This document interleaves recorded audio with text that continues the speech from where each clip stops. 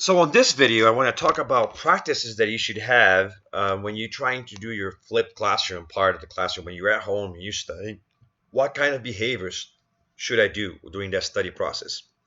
So I actually have this listed on the main resources for any topic that I list here on the where it says helping, studying, and completing assignments, right?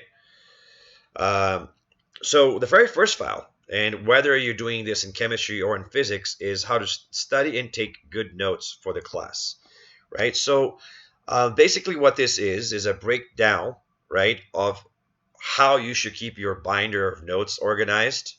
Um, what are the main resources that you should use, right? So we're here, for example, for physics, I say that you should do a little bit of studying every day, right? That you should use multiple sources, not just a textbook, but maybe try a textbook, maybe try a podcast, maybe you go to a resource website, and etc.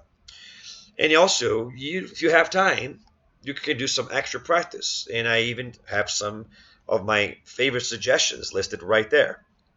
But your study process should definitely start with identifying what you need to learn. For that, I will click on the syllabus, which I think I showed you in another video, but I do it here again in case you haven't watched that one. So on the syllabus, if you scroll to the second page where the index is, the very last link is to the course scope and sequence.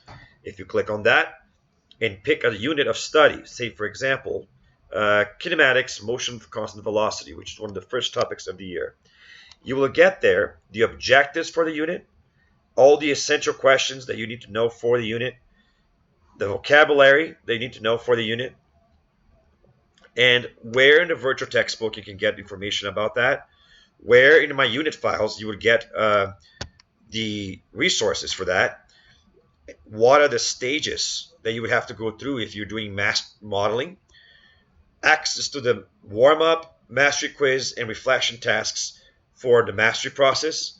If there's a project-based learning, there will be one listed right there, and the due date for the topic, all right? So which is the last day you should have finished it if you're trying to keep it up with the class base.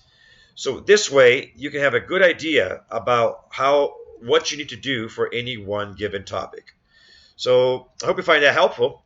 And continuing then, once you have identified your goals for the topic, right, you would want to start accessing the information. Now, I would always start with a textbook, even if I'm not a textbook person, all right? And this textbook that I got for you guys is excellent.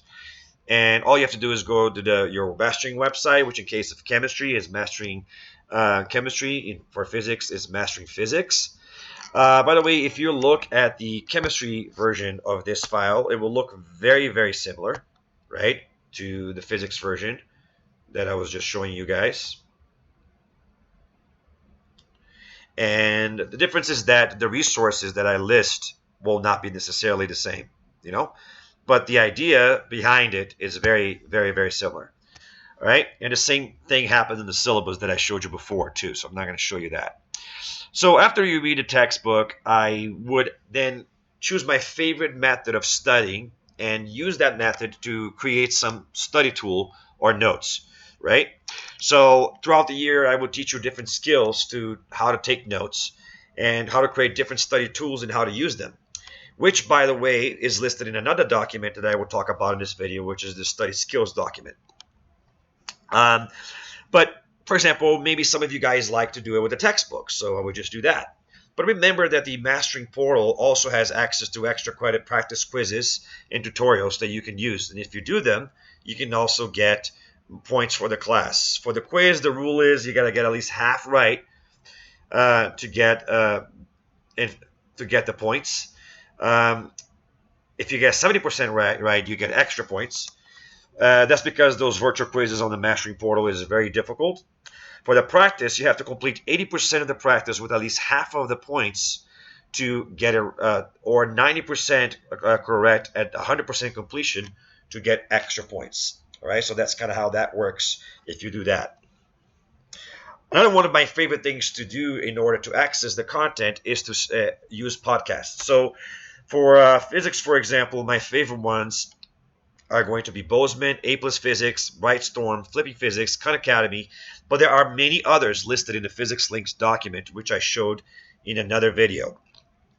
Um, in chemistry, my favorite podcasters are again Bozeman, Crash Course, which is absolutely awesome. Again, Cred Academy, and again Bryce Storm.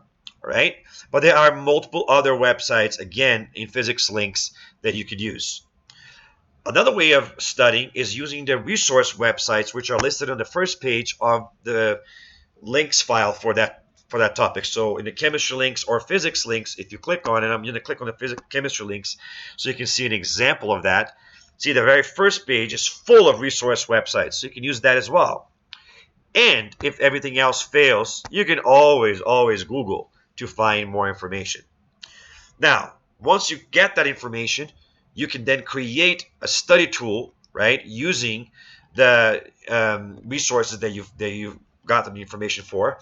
Remember that the focus of your study tool should be finding the answers for the essential questions that are listed on the syllabus and for the vocab words listed on the syllabus. Then you can then use this study tool to study. I would start with rereading the study tool that I created, then use that study tool to self-quiz. The way I would do that, and I believe I have a sample study tool here that I can use to show you this in the physics one. Right, so this is a classic two-column note style study tool. So what I did is I started by putting the title of the topic, then I listed the standards, the objective for the topic, all the essential questions, and the vocab. And then I listed what resource I used to gather and create these notes. And then I started doing the notes. I write a key term on the left side, and then I put some sort of visual representation for it, a definition of it, and an example that makes me think about it. All right? Doing notes like this is one of my favorite ways of taking notes. And I talk about it in more detail in the study skills document. So if you're using this to take notes, what you can do is you cover the right side up. So you would cover this stuff that I'm highlighting up. And then you look at the key term, and then you see, can I say what's on the right side without looking at it? If you can, you put a plus sign next to the key term. If you cannot, you put a negative sign. And then you keep going through it, doing this, until you get to the end of the notes. And I would suggest you don't do it in order, because otherwise you end up memorizing the order instead of memorizing the actual things, information.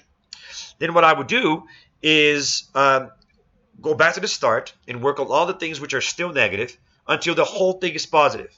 Get to the bottom, go back to the start, and if there's still something that's negative, do it again and again until I am done. And you can also do this with a friend, where you guys quiz each other instead of you doing it by yourself by covering the right side.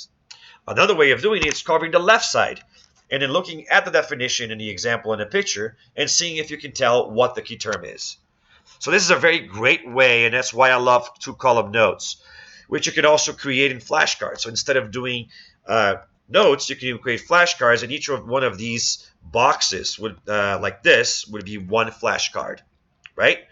So this is a way to create a study tool to actually review. And I always suggest actually doing this out loud. Research shows that the act of speaking, of actually moving your mouth, increases retention of the material, right? It's also helpful to work together and do a study group, and it's always helpful to engage in reflection tasks to do better on the topic. And I talk more about that in another video, so you can watch that if you're interested.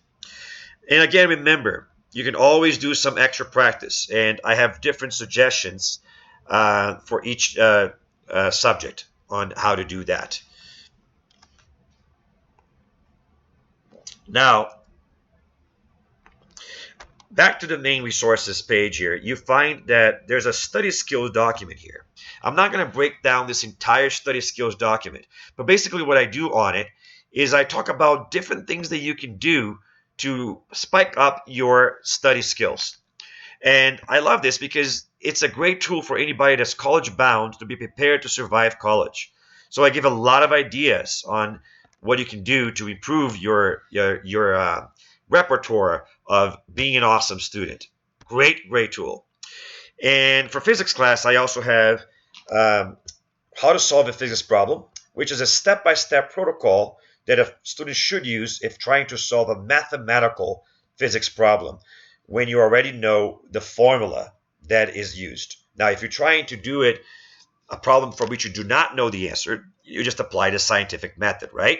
A problem solving, design thinking way of doing it, which is what you do in my class all year long.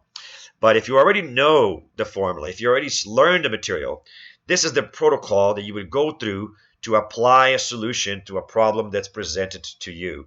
And the first times that you do this in class, we were going to go over this process over and over again. And I may at some point also record a video example of this. Now, also have representing physical phenomena. And I think I also have a video about that. But these are the different ways that you can think about physics and how you can use that. And different components of a lab report actually represent these different aspects of it. So I expect a good lab report to have all of this in it. But I also talk about this in another video, so you can just watch that one if you're interested. Then there's also resources here on how to write lab reports, but I have a separate lecture series about that, so you don't have to do it right now. Then I also have resources on academic language support, which I also have in a separate video about that.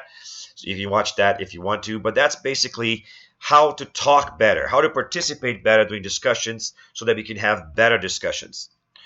I also have a separate lecture series about how to do good scientific writing, how to write good argumentative essays or information essays or lab reports. There's a special lecture series about that as well. The last thing I want to show you on this video, though, is the higher order questioning guide. This is going to be talked about, though, in my video about the rigor reference framework. So never mind. I will talk about it then. If you're interested about it, just watch that video. Right? So that concludes my video about resources to make you into a better student and study better for the class.